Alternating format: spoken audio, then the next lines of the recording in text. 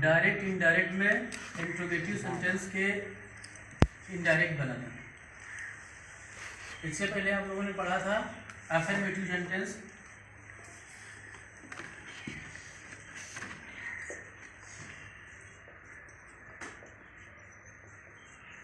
Affirmative sentence में देखा था जब दोनों वाक्यों को आपस में जोड़ा जाता था तो उसमें दैट कंजंक्शन लगाया जाता था, है ना? कंजंक्शन दैट लगाया जाता था। जब रिपोर्टिंग वर्ब और रिपोर्टेड स्पीच को आपस में जोड़ा जाता था तब दैट कंजंक्शन का प्रयोग करते थे। आज इंट्रोगेटिव सेंटेंस में देखिए किस तरह से इनडायरेक्ट बनाते हैं। इसमें इनडायरेक्ट बनाने के लिए एक कंजंक्शन अलग से यूज किया जाता है जो इफ और वेदर, WEWHETHER, इसका मतलब होता है कि क्या। इसका अर्थ क्या होगा? कि क्या, इफ या वेदर। अब इंट्रोगेटिव सेंटेंस दो तरह के होते हैं। तो फर्स्ट टाइप वाले पहले देखेंगे। जो सेंटेंस का मतलब, एक तो सीधी सी बात है कि डायरेक्ट से इनडायरेक्ट जब बनता है तो जो डायरेक्ट स्पीच वाला भाग होता है दो स्टेप में बटा होता है। तो पता है आप लोगों को, एक तो कहलाता है रिपोर्टिंग वर्ब। क्या कहेंगे इसको? रिपोर्टिंग वर्ब, कामा लगेगा, इन्वर्टेड कामा शुरू। अब यहाँ पर हेल्पिंग वर्ब होनी चाहिए, जैसे are you ill today, question mark और इन्वर्टेड कामा वर्ब। ये रिपोर्टिंग वर्ब कुछ भी हो, लेकिन इस तरह का सेंटेंस इधर आएगा, यानी कोई सहायक क्रिया होगी इधर। इस भाग को हम रिपोर्टेड स्पीच कहते हैं। क्या कहेंगे हम? रिपोर्टेड स्पीच कहेंगे। अब देखो, जो इन्वर्टेड कामा में भाग बंद है, ठीक है, जो भाग इन्वर्टेड कामा के अंदर बंद है वो सहायक क्रिया से शुरू अगर हुआ है तो उसका इनडायरेक्ट बनाते समय जब दोनों वाक्यों को आपस में जोड़ेंगे तो कंजंक्शन इफ या वेदर का प्रयोग करेंगे। दैट नहीं लगाना है, ठीक है। अब इस सेंटेंस का आधा भाग अभी मैंने नहीं लिखा है। Are you ill today, reporting verb लिख गया, आर यू इल टुडे। इसका रिपोर्टेड स्पीच वाला भाग पूरा करते हैं। जैसे he said to me, comma inverted comma, are you ill today. उसने मुझसे कहा क्या तुम आज बीमार हो। उसने मुझसे कहा क्या तुम आज बीमार हो। अब देखो, इस रिपोर्टिंग वर्ब को जो सेड टू है इसको आस्क्ड में चेंज कर देंगे। किसमें चेंज करना है? आस्क्ड में। तो हो गया ही आस्क्ड मी इफ लगाएं या वेदर लगाएं, है ना? दोनों का अर्थ एक ही होता है, लेकिन ज्यादातर इफ लगाते हैं क्यों? सस्ते में निपटाने के लिए। ये छोटा है लिख दो आई, और इफ जगह कम, सही कम, समय कम, सब कम लगता है। इफ अब देखो, अब यहाँ पर इफ लगा दिया आपने, अब यहाँ इसके बाद सहायक क्रिया पहले नहीं लिखना, प्रोनाउन पहले यूज करना है ना। प्रोनाउन यूज करना है। तो प्रोनाउन किस पर्सन का है? सेकंड पर्सन का। Second person. भाई प्रोनाउन भी तो चेंज किया जाएगा। प्रोनाउन को चेंज करने के लिए वही आपका नियम होगा कि अगर फर्स्ट पर्सन का प्रोनाउन है तो सब्जेक्ट के अनुसार बदलेंगे। किसके अनुसार? सब्जेक्ट के अनुसार। सब्जेक्ट के अनुसार। सेकंड पर्सन का प्रोनाउन है तो ऑब्जेक्ट के अनुसार। ऑब्जेक्ट के अनुसार बदलना है। और थर्ड पर्सन का प्रोनाउन है तो ये बदला नहीं जाता है, कोई चेंजमेंट नहीं होगा। यहाँ सेकंड पर्सन का प्रोनाउन है यू, ठीक है। सेकंड पर्सन का प्रोनाउन यू। अच्छा, ये देख ले कौन कौन किस पर्सन में आता है। फर्स्ट पर्सन में आई और वी, सेकंड पर्सन में यू, सेकंड पर्सन में क्या आता है? यू। और थर्ड पर्सन में आता है देखो ही, सी, इट और दे।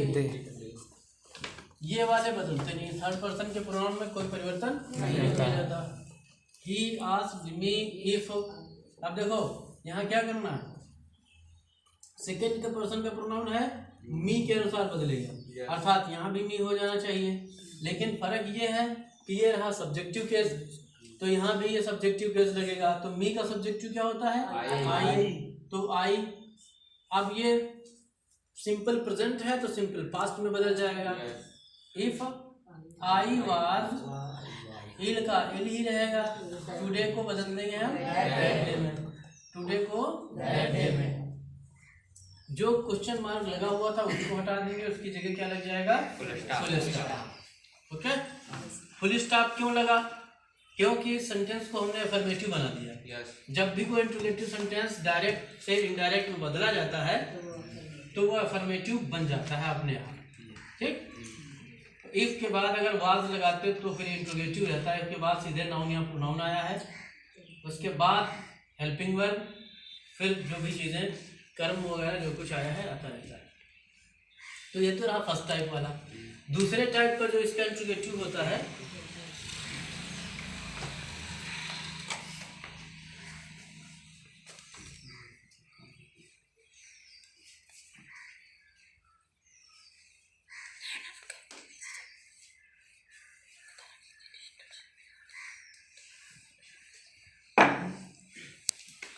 Second type. तो फर्स्ट टाइप में आपने देखा था कि हेल्पिंग वर्ब से शुरू होते हैं, है ना। फर्स्ट टाइप वाला थोड़ा देखे कैसे हुआ था। फर्स्ट टाइप वाला हेल्पिंग वर्ब से शुरू होता है। क्या, रिपोर्टेड स्पीच हेल्पिंग वर्ब से शुरू होता है। रिपोर्टेड स्पीच हेल्पिंग वर्ब कौन कौन सी, चाहे वो आर हो, इज हो, एम हो, वाज हो सकता है, वर्ब हो सकता है। ठीक है, आप लोग मत बोलिए। Are, is, am, was, verb भी हो सकता है, चाहे वो हैज हो, हैड हो या हैव हो, can, could, may, might, must, ये सब हो सकती है। यानी जितनी भी ऑक्सिलरी होती है, ऑक्सिलरी का चाहे प्राइमरी ऑक्सिलरी हो चाहे मॉडल ऑक्सिलरी, दोनों ऑक्सिलरी से शुरू होने वाले सेंटेंस को हम फर्स्ट टाइप बनाते हैं और इसमें इफ या वेदर कंजंक्शन का प्रयोग करते हैं। फर्स्ट टाइप वाले में कौन कंजंक्शन, इफ या वेदर। सेकंड टाइप वाले में, सेकंड टाइप में WH होता है। रिपोर्टिंग वर्ब किससे शुरू होगा, reported speech, sorry reported speech WH word, WH word ने ऐसे वर्ड जो क्वेश्चन टैग हो, यानी क्वेश्चन पूछते हो, जैसे प्रश्न जैसे पूछने का भाव प्रकट होता है। जैसे who, where, how, when, which, what, why, ये सब में WH नजर आएगा, है ना। कहीं ना कहीं WH है। यहाँ अगर हाउ में तो यहाँ W और H जरूर है, चाहे भले उसका क्रम बदला हो, ऑर्डर बदला हो। अगर ये दिया गया है सबसे पहले तो किसी तरह की कोई कंजंक्शन की आवश्यकता नहीं होती है। जैसे देख लें example, he said to me, comma, inverted comma, who are you, question mark. System वही रहेगा, सेड टू को बदलना है आस्क्ड में। सेड टू को किस में बदलेंगे, आस्क्ड में। ये चाहे सेड हो, सेड को भी आस्क्ड में बदलना है, चाहे सेड टू हो। Yes,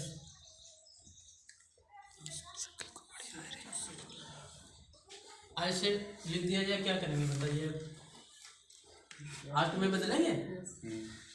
he said who are you, उसने पूछा तुम कौन हो, ही आस्क्ड। तो यहाँ अगर सेड टू हो या सेड हो, आस्क्ड में ही बदलना है, तो इसको बदल देंगे हम किसमें, आस्क्ड में। तो हो जाए ही आस्क्ड मी। अब यहाँ पर सीधा हु लगाएंगे। हु के बाद में जो आपका हेल्पिंग वर्ब आया वो पहले नहीं आएगा, इससे पहले नाउन या प्रोनाउन लाना है। ये सेकंड पर्सन का प्रोनाउन है, ये ऑब्जेक्ट के अनुसार बदलेगा। ऑब्जेक्ट क्या है इसमें, मी, क्या हो जाएगा, हु, आई, वाज, और फुल स्टॉप लगा दिए। तो ये तो थे नियम आपके डायरेक्ट से इनडायरेक्ट बनाने के इंट्रोगेटिव सेंटेंस के। ठीक है, ओके। आई होप ये टॉपिक आप बहुत अच्छी तरह समझ गए होंगे।